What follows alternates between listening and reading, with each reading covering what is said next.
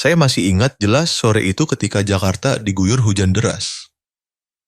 Hujan musim ini tak seperti hujan ringan yang biasa kami alami. Hujannya lebat, tak henti-henti, seolah ingin menenggelamkan setiap suara yang tersisa di kota ini. Saya, Dr. Farid, berusia 45 tahun, berdiri di dekat jendela lantai 2 rumah sakit, memandangi tetesan hujan yang jatuh seperti ribuan benang perak yang menancap ke bumi. Di dalam ruangan putih bersih di bangsal neurologi, hanya bunyi bip stabil dari monitor detak jantung pasien dan desis angin yang menyelinap melalui bingkai jendela besi yang memecah keheningan. Dulu, saya percaya saya memahami segalanya tentang otak manusia. Subjek yang telah saya dedikasikan selama setengah hidup saya untuk mempelajarinya. Namun, selama 2 tahun terakhir, saya tak berdaya di hadapan senyum yang telah padam dari wajah putri saya, Alisha. Dia baru berusia 6 tahun. Kecelakaan tahun itu telah merenggut istri saya dan membuat kaki kecil Alisha kehilangan rasa. Sejak saat itu, dia seperti membatu. Tanpa air mata, tanpa kata-kata, tanpa tawa. Setiap hari, dia duduk di kursi rodanya, menatap keluar jendela dengan mata kosong, seolah dunia di luar sana tak lagi menjadi miliknya. Saya telah mencoba segalanya, terapi fisik, obat penenang, psikolog. Namun, senyumnya, hal yang dulu saya anggap sebagai kebahagiaan terkecil, kini menjadi kemewahan yang gagal dipulihkan oleh setiap perawatan. Mereka memanggil saya jenius neurologi, dokter untuk kasus-kasus tanpa harapan. Tapi di hadapan putri saya tak lebih dari seorang ayah yang penuh rasa bersalah, tak berdaya, dan kesepian. Sore itu, hujan semakin deras. Saya berdiri di dekat jendela kamar Alisha, memperhatikan matanya yang memandang keluar. Di gerbang rumah sakit, di balik tirai abu-abu hujan, seorang anak laki-laki penjual koran berlari tergesa-gesa mencari tempat berteduh. Pakaiannya yang compang-camping basah kuyup, kaki telanjangnya penuh lumpur. Dia tampak tak lebih dari 8 tahun, bayangan kecil di tengah badai. Saya melihatnya berhenti, menggigil, namun tersenyum. Mungkin dia sedang mencari secercah kebahagiaan di tengah kesulitannya. Lalu tiba-tiba, dia memasang topi usangnya di kepala dan melakukan pose lucu, menirukan gaya orang dewasa, seolah sedang pentas untuk penonton tak terlihat. Dan kemudian sesuatu yang ajaib terjadi, saya mendengar tawa. Tawa yang jernih, lembut pada awalnya, lalu meledak seperti sinar matahari yang menembus awan badai. Saya berbalik dengan cepat. Alisha, putri saya, sedang tertawa. Selama 2 tahun, saya tak pernah mendengar suara itu. Dunia saya seolah berhenti. Saya berdiri membatu, jantungan saya berdegup kencang. Air mata mengalir, bercampur dengan suara hujan yang tak henti-hentinya di luar. Alisha memiringkan kepalanya ke belakang, tangan kecilnya menyentuh kaca, matanya berkilau penuh kehidupan. Saya menoleh ke bawah, anak itu masih berulah, tak sadar dia baru saja menciptakan keajaiban. Menjatuhkan tumpukan berkas, saya berlari menyusuri lorong. Hujan menyengat wajah saya, dingin dan tajam, tapi kehangatan yang saya kira telah hilang selamanya membuncah di dada saya, harapan. Ketika sampai di halaman, anak itu masih di sana. "Hei bocah, berhenti di situ," teriak penjaga rumah sakit. Anak itu tersentak, memeluk tumpukan koran usangnya, siap melarikan diri. Saya buru-buru melangkah maju, mengangkat tangan. "Tunggu, jangan usir dia." Penjaga itu memandang saya, kebingungan. "Dokter, anak ini selalu berkeliaran di sini. Kotor, bisa jadi pembawa penyakit." Saya tak mendengar sisanya. Mata saya terpaku pada anak itu. Wajahnya penuh noda debu, tapi matanya bersinar dengan kilau luar biasa. Dia menggigil, suaranya pelan. Saya tidak melakukan apa-apa. Saya hanya melihat gadis itu tampak sangat sedih, jadi saya ingin membuatnya tersenyum. Kata-kata sederhana itu membuat saya tak bisa berkata-kata. "Siapa namamu?" "Rahman, Pak. Saya jualan koran di pasar di bawah sana." Hujan masih turun, mengalir melalui rambutnya. Entah mengapa, saya tersenyum. Senyum yang telah saya lupakan rasanya. "Rahman, mau makan sesuatu?" Dia ragu-ragu, lalu mengangguk kecil. Saya membawanya ke kantin rumah sakit. Dia memegang mangkuk nasi dengan kedua tangan, makan perlahan, seolah takut seseorang akan merebutnya. Saya duduk di hadapannya, mengamati dengan tenang. Ada sesuatu yang berbeda dari anak ini. Kemurnian yang tak tersentuh oleh kekejaman hidup, cahaya yang bahkan saya, seorang dewasa, merindukannya. Setelah selesai, saya bertanya, "Kenapa kamu tahu cara membuat orang lain tersenyum seperti itu?" Dia tersenyum malu-malu. Karena kalau orang lain tersenyum, saya juga merasa senang. Ibu saya dulu bilang, senyum adalah obat terbaik, tapi ibu sudah tiada. Saya hanya ingin melakukan seperti yang ibu lakukan. Saya menunduk, malu. Saya, yang mempelajari otak dan emosi, baru saja diajari pelajaran paling sederhana tentang jiwa oleh seorang anak jalanan. Di luar, hujan mulai reda. Cahaya sore menyelinap melalui jendela, menerangi wajah Rahman, membawa rasa damai yang asing bagi saya. Saat mengantarnya ke gerbang, Alicia ada di lorong, duduk di kursi rodanya. Dia memandangnya, bibirnya melengkung membentuk senyum tipis. "Papa, anak itu lucu sekali," katanya. Suaranya lembut seperti angin. Saya tersedak. Itu adalah kali pertama dalam 2 tahun dia berbicara. Rahman menunduk, malu-malu. "Hai nona kecil, boleh... saya kembali besok." Alicia tersenyum dan mengangguk pelan. Saya memandangi kedua anak itu. Satu yang membawa senyum, satu yang sedang belajar tersenyum lagi. Di antara mereka ada sesuatu yang melampaui dunia kedokteran, kelas sosial, atau takdir. Saat Rahman berjalan pergi, sosoknya memudar di jalan yang basah oleh hujan. Saya merasa sedang menyaksikan sesuatu yang lebih besar dari ilmu pengetahuan. Keajaiban kebaikan hati. Malam itu, saya tak bisa tidur. Tawa Alicia, nyaring seperti hujan di atap seng, bergema di pikiran saya. Untuk pertama kalinya dalam beberapa tahun, rumah kami tetap terang hingga larut malam. Saya tahu sejak saat itu, hidup saya telah mengambil jalan baru, di mana senyum seorang anak miskin bisa menyembuhkan hati seorang dewasa. Mungkin Anda, seperti saya, hidup di tengah hiruk-pikuk kota dan lupa pada suara sebuah senyum.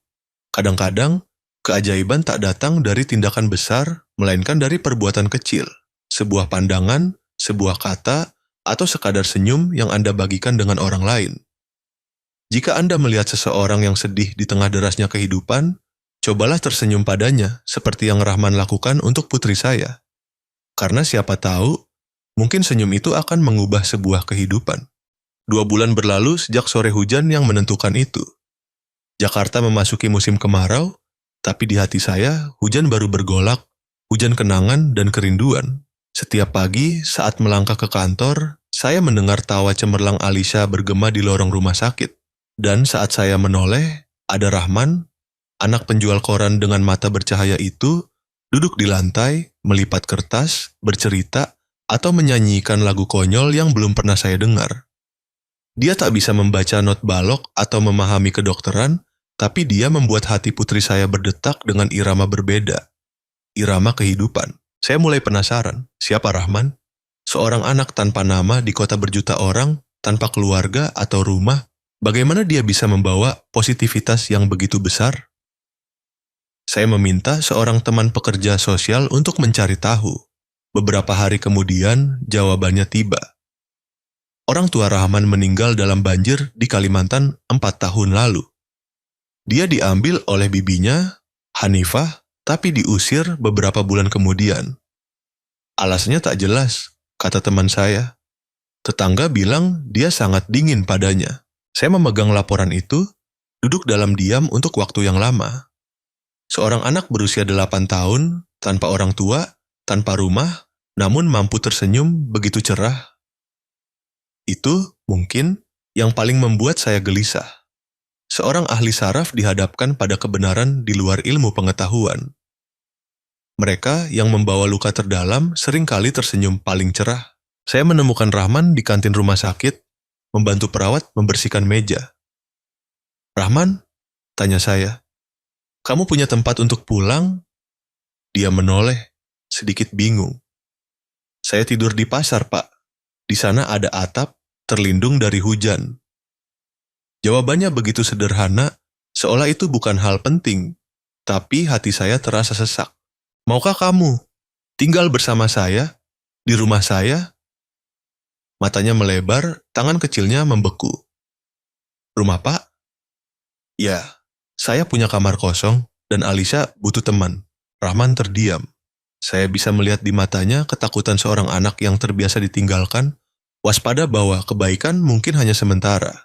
Setelah hampir 1 menit, dia mengangguk pelan. Saya membawa Rahman pulang pada suatu malam di bulan Juli. Rumah yang selama 2 tahun hening dengan hanya bau obat dan dengung mesin itu berubah malam itu juga. Rahman duduk di samping Alisa, mengunyah pisang, bercerita. Dulu, ada anak kucing tersesat di pasar karena mencuri ikan goreng dari pedagang. Alisa tergelak, dan saya berdiri di pintu, hati saya ringan seperti udara. Saya telah melihat ratusan pasien sembuh dengan obat atau operasi. Tapi belum pernah melihat senyum mengubah sebuah rumah seperti ini. Sejak hari itu, Rahman tinggal. Dia bangun pagi untuk menyapu halaman, merebus air, membuat susu untuk Alisa. Kedua anak itu menjadi dekat dengan cara yang terasa seperti takdir, seolah mereka diciptakan untuk bertemu. Satu tanpa orang tua, satu tanpa kaki yang bisa bergerak. Dua pecahan yang bersama-sama menemukan kebahagiaan yang tak bisa diberikan satu sama lain sebelumnya. Suatu pagi, saat saya membuat kopi, Alisa berteriak, "Papa, lihat!" Saya berlari ke kamarnya. Dia menunjuk kaki kecilnya. Jari kaki kanannya bergerak sedikit. Saya membeku. Selama 2 tahun, sarafnya tak menunjukkan respon. Saya berlutut, memeriksa dengan cermat. Benar, otot kecilnya mulai bereaksi. Saya tak percaya pada mata saya. Tak ada obat yang bisa bekerja secepat ini. Alisa, bagaimana? Kamu merasa sakit? Dia tersenyum lebar. Tidak, Papa. Saya hanya merasa senang. Ketika Rahman bercerita, saya tidak merasa berat lagi. Saya ingin mencoba apa yang bisa saya lakukan. Saya berdiri diam, sebuah frasa bergema di pikiran saya. Senyum adalah obat terbaik. Saya mengerti saat itu. Rahman tak hanya membawa kegembiraan untuk putri saya, dia menyembuhkannya. Bukan dengan obat, tapi dengan emosi. Malam itu, setelah Alisa tertidur, saya menemukan Rahman di atap, meringkuk, menatap langit penuh bintang. "Rahman," kata saya, "mau sekolah? Saya akan mengirimu, kalau kamu mau." Dia tampak terkejut, lalu menunduk. "Pak, saya tidak pintar. Saya tidak tahu banyak huruf. Bibi Hanifah dulu bilang saya beban." "Hanifah?" ulang saya. "Ya, setelah orang tua saya meninggal, saya tinggal bersamanya. Dia bilang saya membawa sial. Suatu hari saya bangun dan pintu rumah terkunci dari luar. Kata-katanya sederhana namun kejam. Saya diam untuk waktu yang lama. Dia tak menangis. Dia hanya tersenyum seolah hujan telah mencuci luka masa lalunya. Tapi saya tahu beberapa luka tak terlihat. Saya berkata pelan, "Dengar, Rahman, kamu bukan lagi anak yang ditinggalkan. Kamu anak saya, kalau kamu mau." Matanya melebar, bibirnya gemetar. "Bapak saya serius?" "Tentu saja. Anak yang menyelamatkan jiwa putri saya pantas punya rumah." Dia menangis, untuk pertama kalinya bukan karena sakit, tapi karena menemukan tempatnya. Berita bahwa saya mengadopsi Rahman menyebar cepat di rumah sakit. Beberapa memuji, tapi banyak yang mencibir. Dokter terkenal mengambil anak jalanan. "Bagaimana dengan reputasi Anda, Dr. Farid?" Saya hanya tersenyum. Saya sudah kehilangan segalanya. Istri yang saya cintai, tawa putri saya, kepercayaan pada diri sendiri. Apa arti reputasi jika tak bisa menghidupkan saya kembali? Saya bilang pada mereka, anak itu menyelamatkan jiwa putri saya. Mengapa saya tidak menyelamatkannya? Sejak hari itu, Rahman mengambil nama saya. Dia menjadi Rahman Farid, seorang anak yang melangkah dari kegelapan menuju cahaya. Malam sebelum menyelesaikan adopsi, saya duduk sendirian di kantor. Di meja saya ada berkas ratusan pasien. Orang-orang yang berusaha menyembuhkan tubuh mereka, tapi tersesat dalam jiwa mereka. Saya bertanya-tanya, berapa banyak dari mereka yang membutuhkan Rahman mereka sendiri, seseorang yang sekadar membuat mereka tersenyum. Di luar jendela, saya mendengar Alicia dan Rahman bermain di ruang tamu. Tawa mereka bercampur, bergema di seluruh rumah. Suara itu membuat saya sadar, saya tak lagi sendiri. Saya menulis baris terakhir di jurnal saya. Beberapa operasi membutuhkan pisau bedah, tapi beberapa luka hanya perlu senyum untuk sembuh. Kadang-kadang di tengah kekacauan hidup, kita lupa bahwa isyarat kecil, senyum, tangan yang terulur, bisa menghangatkan jiwa yang membeku. Rahman, tanpa apapun di tangannya, memberi putri saya dan saya sesuatu yang tak bisa dibeli oleh uang atau pengetahuan, harapan. Jika cerita ini mengingatkan Anda pada seseorang yang membantu Anda berdiri lagi, luangkan waktu untuk menuliskan nama mereka di kolom komentar. Mungkin isyarat itu akan membuat mereka tersenyum dan memicu keajaiban lain di dunia ini. 10 tahun setelah saya mengadopsinya, Rahman masuk ke kantor saya. Bukan lagi anak penjual koran kurus, dia kini berusia 20 tahun, tinggi, tenang, dengan mata yang mendengarkan. Dia baru lulus dengan gelar psikologi dan mendirikan proyek bernama Senyum Anak Indonesia, sebuah inisiatif untuk membantu anak-anak yatim dan korban kekerasan menyembuhkan luka emosional mereka melalui tawa, berdasarkan pengalamannya sendiri. Melihat Rahman, saya merasakan kehangatan yang tak biasa. Saya telah menyelamatkannya, tapi pada akhirnya, dialah yang menyelamatkan begitu banyak anak lain. Suatu pagi, dia mendatangi saya. "Papa," katanya, suaranya sedikit gemetar, "saya diundang ke Bandung. Sebuah panti asuhan ingin bekerja sama dengan proyek saya." Saya menoleh. "Bandung, itu bagus. Ini kesempatan untuk menyebarkan senyum kamu lebih jauh." Dia mengangguk, tapi matanya menunjukkan keraguan. "Saya tidak yakin, Papa. Panti itu bernama Kasih Bunda. Dan saya dengar itu dikelola oleh Ibu Hanifah. Nama itu membuat saya terpaku. Saya ingat, dia adalah bibi yang telah mengusirnya. Entah bagaimana, dia masih menghantui hidupnya. Saya diam lama sebelum berkata, "Kamu tidak harus pergi jika itu menyakitimu." Tapi Rahman menggeleng. "Tidak, Papa. Jika saya terus lari, luka itu tak akan pernah sembuh." Kata-katanya menunjukkan anak dari hari hujan itu benar-benar telah dewasa. 3 hari kemudian, Rahman berangkat ke Bandung. Saya tidak ikut, hanya berpesan, "Bawa kebaikanmu, tapi jangan lupa lindungi hatimu." Dia tersenyum dan melangkah ke cahaya pagi. Pada saat itu, saya melihat kembali anak dari hujan itu, hanya saja kini dia membawa cahayanya sendiri. Rahman kemudian menceritakan bahwa hari itu hujan ringan turun di Bandung, dia tiba di Kasih Bunda, rumah tua dengan cat mengelupas namun penuh dengan tawa anak-anak. Dia berdiri lama di gerbang sampai seorang penjaga mengantarnya ke kantor. Ketika pintu terbuka, sebuah suara familiar terdengar, "Silakan masuk." Rahman menoleh dan hatinya tercekat. Wanita di balik meja, kurus dan beruban adalah Hanifah.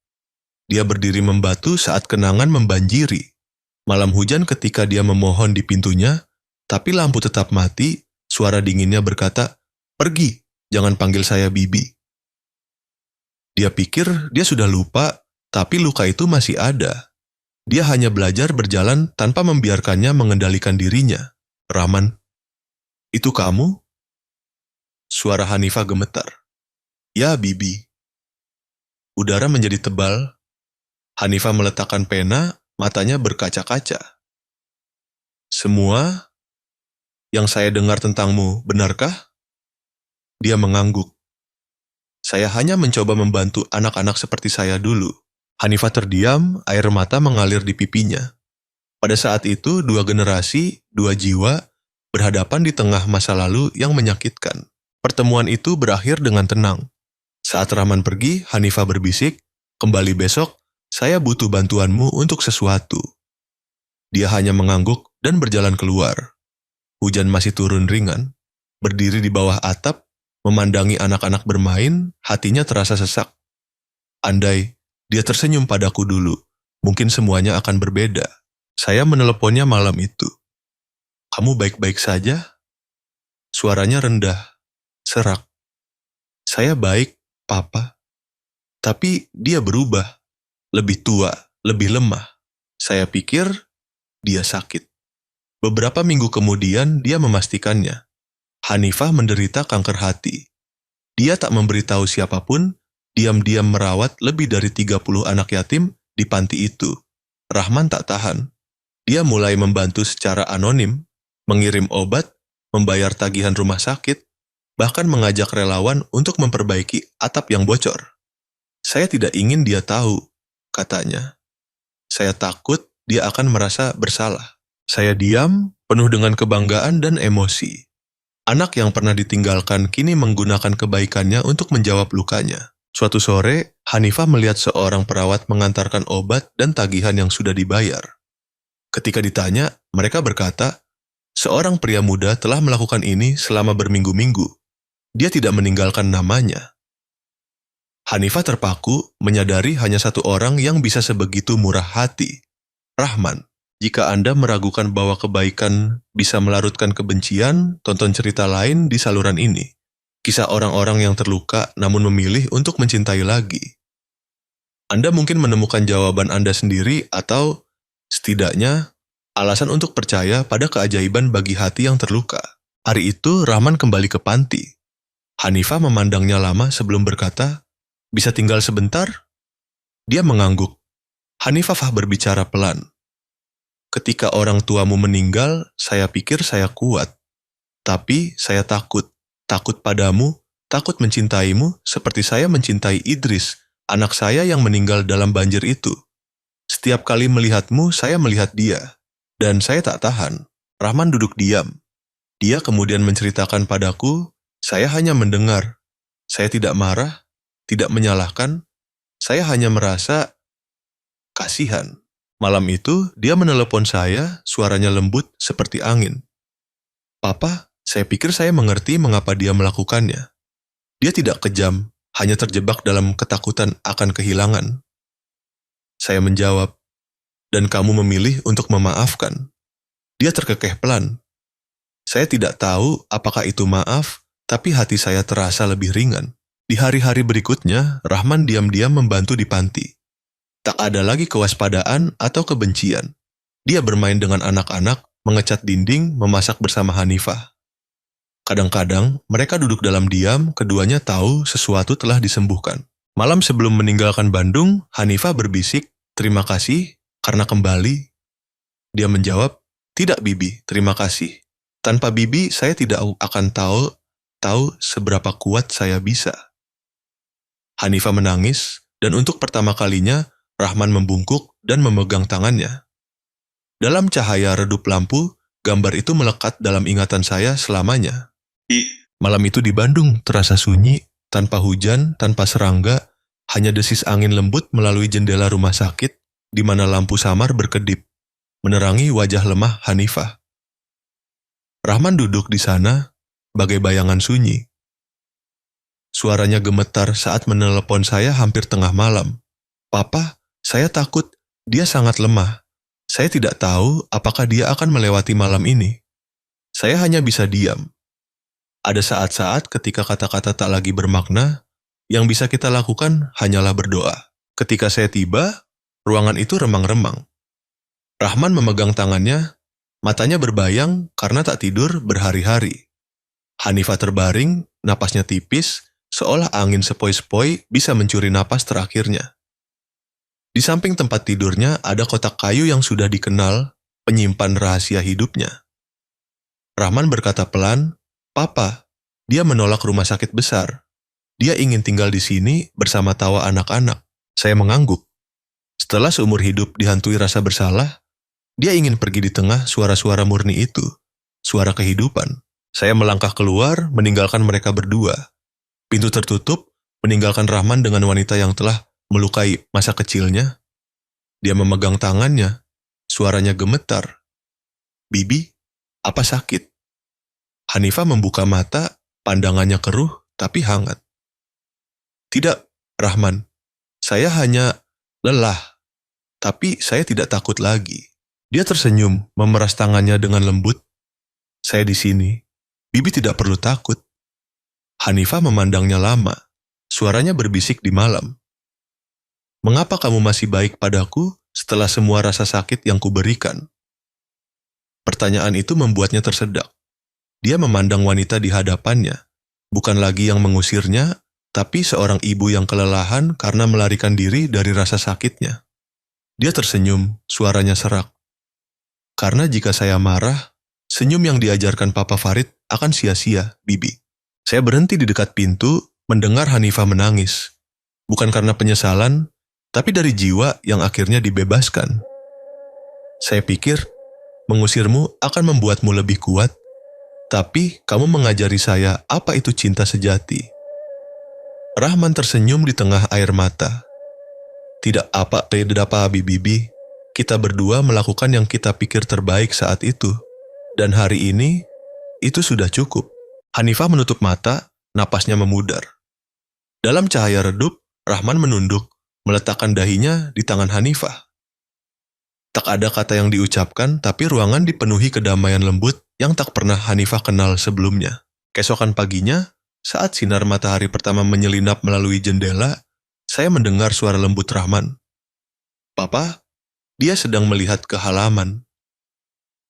Hanifah di Papa duduk, matanya terpaku keluar, di mana anak-anak bermain di bawah matahari. Beberapa melambai, tertawa, memanggil, Nenek Hanifah. Dia tersenyum, senyum sejati, damai. Rahman, jangan biarkan tempat ini sunyi. Suaranya hanya napas samar. Saya janji, katanya mencengkeram tangannya. Tangan Hanifah melemas. Wajahnya mempertahankan senyum itu, matanya tertutup dalam damai. Ruangan terasa berat. Rahman duduk diam, tak menangis, hanya menunduk. Saya meletakkan tangan di bahunya, merasakan dia gemetar, tapi suaranya lembut. Papa, saya pikir dia sudah bersama Idris sekarang.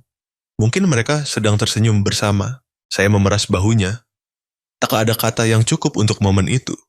Hanya keheningan penuh hormat dari dua orang yang tahu perjalanan panjang penuh rasa sakit, kehilangan, dan cinta telah berakhir. Sore itu, Rahman membawa kotak kayu ke halaman. Dia mengelap debunya dan membukanya lagi.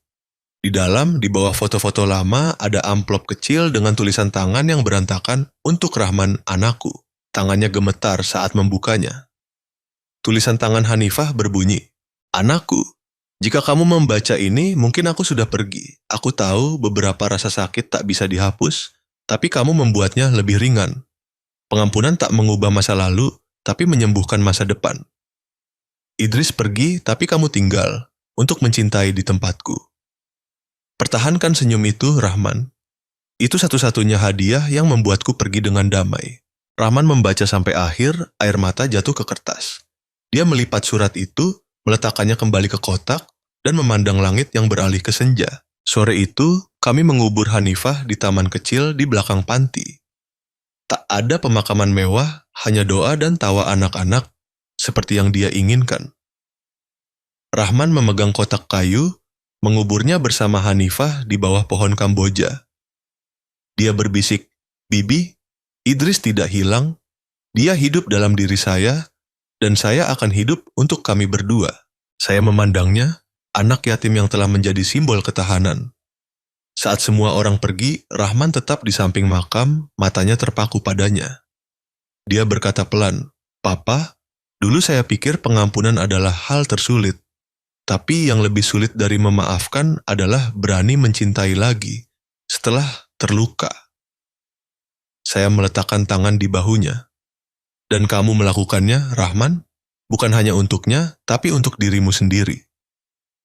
Dia memandang saya, senyumnya hangat dan dewasa, seperti yang saya lihat di hujan bertahun-tahun lalu. Malam itu, Rahman menulis di jurnalnya. Malam ini saya tidak sedih, karena saya tahu mereka yang pergi dengan cinta tak pernah benar-benar hilang. Saya membaca kata-katanya, hati saya membuncah. Mungkin Rahman juga menyembuhkan saya, pria yang berpikir ilmu pengetahuan menjelaskan segalanya, kini percaya kebaikan bisa menyelamatkan jiwa yang paling lelah. Setelah pemakaman, Rahman menerima amplop dari rumah sakit. Surat wasiat Hanifah. Di dalamnya bukan uang atau properti, tapi sesuatu yang tak terduga. Kepemilikan penuh atas kasih bunda, dengan catatan terakhir. Jaga tempat ini penuh dengan tawa, seperti hari kamu membuat Alicia tersenyum. Saya telah melihat banyak perpisahan, tapi tak ada yang setenang pagi itu. Hujan telah berhenti. Sinar matahari menembus awan abu-abu menerangi halaman kasih bunda, di mana puluhan anak tertawa dan berlarian di sekitar makam kecil Hanifah. Tak ada air mata, hanya tawa. Dan saya pikir jika dia melihat ini, dia pasti tersenyum. Seminggu setelah pemakaman, Rahman datang dengan amplop kecil bertanda stempel kayu bertuliskan Hanifah Hasanah. Papa, ini dari rumah sakit. Wasiatnya. Kami membukanya. Di dalamnya ada surat tulisan tangan dan akta yang mentransfer panti ke Rahman. Suaranya gemetar saat membaca. Anakku, pengampunan tak mengubah masa lalu tapi menyembuhkan masa depan. Idris pergi tapi kamu tinggal untuk mencintai di tempatku. Jaga senyum di rumah ini dan hiduplah agar aku bisa memandang ke bawah dengan bangga. Rahman selesai, diam lama. Dia memandang saya, matanya tak lagi basah tapi jernih, seperti telah dicuci oleh hujan. Papa, saya tidak akan membiarkan tempat ini sunyi. Dia menyebutnya kasih bunda, tapi saya pikir itu pantas punya nama baru. Beberapa minggu kemudian, papan nama baru tergantung di gerbang panti. Rumah Hanifah, rumah senyum dan pengampunan. Pada hari peresmian, hujan ringan di Bandung reda, dan sinar matahari bersinar seperti berkah.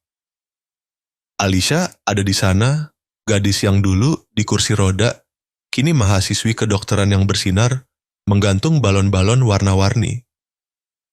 Kak Rahman, Bibi Hanifah pasti sedang melihat kita, katanya. Tersenyum. Rahman mengangguk, dan saya yakin dia sedang tersenyum. Saya memandang mereka, dua anak yang pernah dihancurkan oleh kehidupan, kini membangun kembali keindahan dari reruntuhan. Itu mungkin adalah keajaiban sejati. Upacara itu sederhana tapi mengharukan. Rahman berdiri di halaman menghadapi puluhan anak yatim, relawan, dan perawat. Suaranya tenang, hangat. Bukan suara anak yang ditinggalkan, tapi seseorang yang telah berjalan melalui kegelapan untuk menemukan cahaya. Dulu, seseorang bilang padaku bahwa Tuhan tidak mengambil siapapun.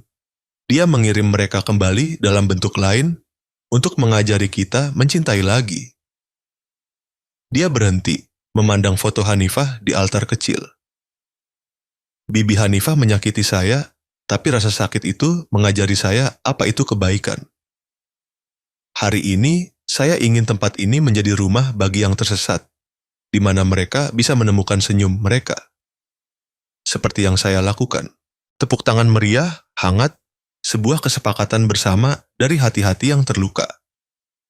Saat malam tiba dan semua orang pergi, seorang anak laki-laki kecil menarik tangan Rahman. Paman Rahman, saya belajar trik baru hari ini, mau lihat? Rahman tertawa. Tentu saja, nak. Mungkin kamu akan menjadi orang berikutnya yang membuat dunia tersenyum. Anak itu bersemangat memasang kotak kertas di kepalanya, menirukan gerakan orang dewasa yang kikuk untuk membuat orang lain tertawa. Tawa memenuhi halaman bercampur dengan angin. Rahman duduk, bertepuk tangan keras, matanya berkilau. Saya tahu dia melihat dirinya sendiri di anak itu. Anak yang tersenyum untuk orang lain meski basah dan kedinginan. Malam itu Rahman menulis surat untuk saya. Papa, saya mengerti sekarang. Beberapa luka tak perlu disembuhkan, hanya perlu dilihat. Bibi Hanifah tidak bisa menghadapi rasa sakitnya, jadi dia mengusir saya. Tapi ketika saya melihat masa lalu saya tidak merasa marah, hanya kasih sayang. Membaca suratnya, hati saya terasa ringan. Kadang-kadang, apa yang saya coba ajarkan kepadanya dengan akal, dia ajarkan kembali kepada saya dengan hati. Bulan berikutnya, rumah Hanifah menjadi pusat pemulihan psikologis untuk anak-anak jalanan dan yatim. Saya membantu dengan konsultasi medis, Alicia memimpin relawan. Setiap pagi, tawa anak-anak bergema di lorong, memenuhi janji Rahman kepada Hanifah. Beberapa anak pernah dianiaya, yang lain hidup dalam ketakutan, tapi dalam beberapa minggu, mereka belajar tersenyum, berpegangan tangan, mengucapkan terima kasih. Kadang-kadang saya melihat Rahman duduk di halaman, berbicara dengan setiap anak seolah dia sedang berbicara dengan dirinya yang dulu. Suatu siang, saat membersihkan gudang, Alisa menemukan foto lama. Rahman saat masih kecil, berdiri di samping saya dan dia di kursi rodanya. Di belakang foto, dengan tulisan tangan saya yang tak saya ingat kapan menulisnya. Keajaiban tidak datang dari tempat yang jauh. Itu dimulai ketika kita tersenyum pada orang lain. Rahman menatap kata-kata itu lama, lalu berkata pelan, "Papa, Bibi Hanifah bilang Idris sudah pergi. Tapi sekarang, saya pikir tak ada yang benar-benar pergi. Mereka hidup terus dalam kebaikan yang kita ciptakan." Saya tersenyum, tak menjawab. Kadang-kadang, diam adalah persetujuan yang paling penuh. Sore itu, Bandung kembali diguyur hujan. Hujan ringan seperti kabut, lembut seperti perpisahan. Rahman melangkah ke beranda memandang langit. Awan terpisah, sinar matahari menenun pita emas. Dia berbisik hampir pada dirinya sendiri, "Bibi, saya menepati janji. Tempat ini tak akan pernah sunyi." Angin membawa aroma tanah basah dan Kamboja, bunga favorit Hanifah. Dalam cahaya itu, Rahman seolah melihat dua sosok samar, seorang wanita dan seorang anak laki-laki tersenyum padanya. Dia menutup mata, membiarkan tetes hujan bercampur dengan air mata. Bukan air mata kesedihan, tapi air mata seseorang yang telah menemukan kedamaian. Saya kalau bergabung dengannya di beranda. Dia menoleh ke saya. "Papa, dulu saya pikir hidup saya adalah rangkaian kehilangan. Tapi sekarang, saya tahu setiap kehilangan punya alasan. Tanpa hujan itu, kita mungkin tak pernah bertemu." Saya tersenyum, suara saya rendah. "Dan tanpa hujan itu, dunia mungkin tak pernah tahu senyummu." Kami memandang ke kejauhan, langit yang cerah setelah badai. Cahaya terbentang hangat dan lembut. Saya menyadari hidup seperti langit setelah badai. Ditandai dengan kelabu, dilukai oleh petir, tapi dengan kesabaran, cahaya kembali. Rahman telah melalui kehilangan, kebencian, pengampunan, dan cinta untuk menjadi mercusuar bagi orang lain. Dan pada saat itu, saya memahami kebenaran sederhana namun mendalam. Tak ada yang benar-benar hilang ketika mereka telah menanam senyum di hati orang lain. Saat perjalanan Rahman berakhir, saya masih mendengar tawa anak-anak dan melihat pandangan lembut Hanifah di hati saya. Cerita ini bukan hanya tentang kehilangan. Ini tentang pengampunan, cinta, dan kebaikan. Hal-hal kecil yang bisa menyembuhkan seumur hidup. Saya belajar bahwa pengampunan bukan melupakan, itu tersenyum ketika mengingat. Kita semua membawa luka, tapi hanya dengan membuka hati, luka itu berubah menjadi cahaya. Dan cahaya itu, seperti Rahman, bisa memandu orang lain. Jika cerita ini menyentuh hati Anda, tinggalkan komentar dengan pemikiran Anda. Dan jangan lupa ikuti saluran ini untuk menyebarkan lebih banyak cerita tentang kebaikan, ketahanan, dan orang-orang yang telah mengubah dunia dengan cinta. Karena siapa tahu, keajaiban berikutnya mungkin adalah senyum yang Anda berikan hari ini.